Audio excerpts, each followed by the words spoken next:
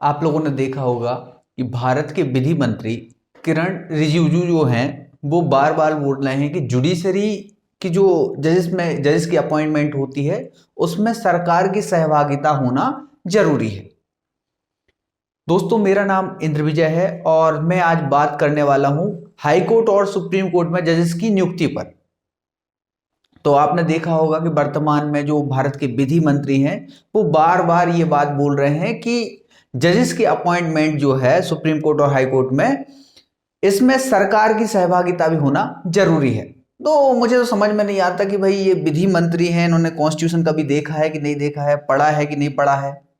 क्योंकि भारतीय संविधान के आर्टिकल 50 में लिखा हुआ है कार्यपालिका को न्यायपालिका से पृथक करने का प्रयास किया जाएगा सरकार के द्वारा, और ये जो है न्यायपालिका में ही कूदने की कोशिश कर रहे हैं।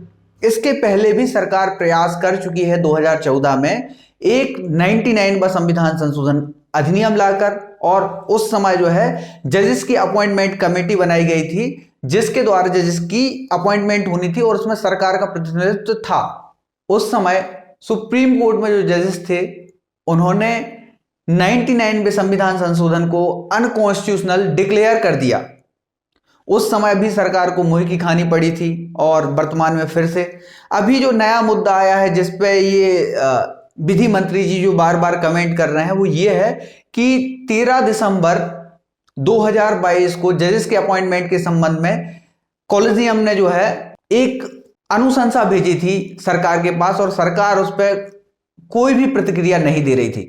तो इसके संबंध में सुप्रीम कोर्ट ने ये ऑर्डर दे दिया कि 5 दिन के भीतर यदि इनकी अपॉइंटमेंट नहीं करती है तो सरकार के विरुद्ध कार्यवाही की जाएगी। और इस पर भारतीय सरकार ने तुरंत 24 घंटे के अंदर अंदर उन पांच जजों के अपॉइंटमेंट की अनुशंसा कर दी।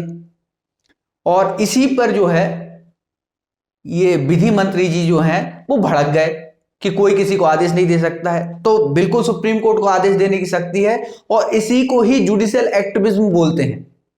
सुप्रीम कोर्ट कहीं ना कहीं अपने दायरे में कार्य कर रहा है, और सुप्रीम कोर्ट ने बार बार ये क्वेश्चन उठाया जा रहा था सुप्रीम कोर्ट के समक्ष कि जो जजेस की अपॉइंटमेंट है उसमें पारदर्शिता होनी चाहिए। तो पारदर्शिता लाने के लिए इस बार प्रक्रिया अपनाई गई है।